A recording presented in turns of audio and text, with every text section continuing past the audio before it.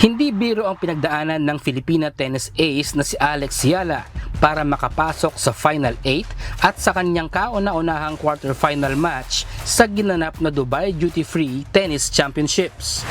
Sa kabila ng kanyang batang edad, nagawa ni Yala na talunin ang mga top-ranking professional player gaya ng mga veteranang sina Jasmine Paolini ng Italy at Sorana Cîrstea ng Romania para makaharap ang 2025 French Open champion at world number 4 American tennis player na si Coco Gauff.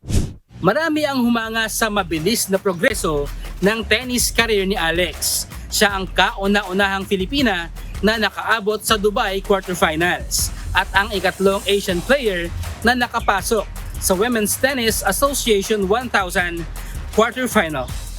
Higit na tumatak sa tennis world ang matinding hatak ni Alex, hindi lamang sa mga Pinoy tennis fans kundi maging sa mga kapwa niya manlalaro. Mismong ang kanyang kalaban na si Gauff ay nagpahayag ng pagkilala sa kanyang tough competitor at sa impact nito sa world tennis fans. I'd like to thank Alex for bringing a new demographic to the sport. I really appreciate I think it's great. I know sometimes it's tough when you're playing against a home crowd, but I think that it's great for the sport. So keep being enthusiastic and keep rooting for your player. Yeah. Hindi man umusad sa semifinals, ayon kay Alex, ang bawat laban para sa kanya ay oportunidad na matuto, maging anuman ang resulta nito. I think it's a great opportunity for me.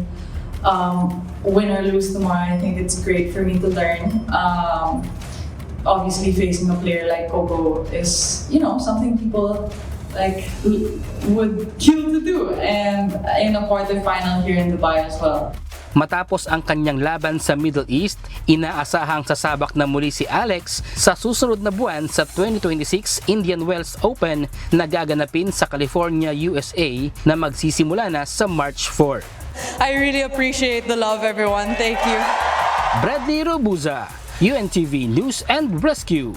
Diyos ang aming sandigan, serbisyo publiko ang aming pinahahalagahan.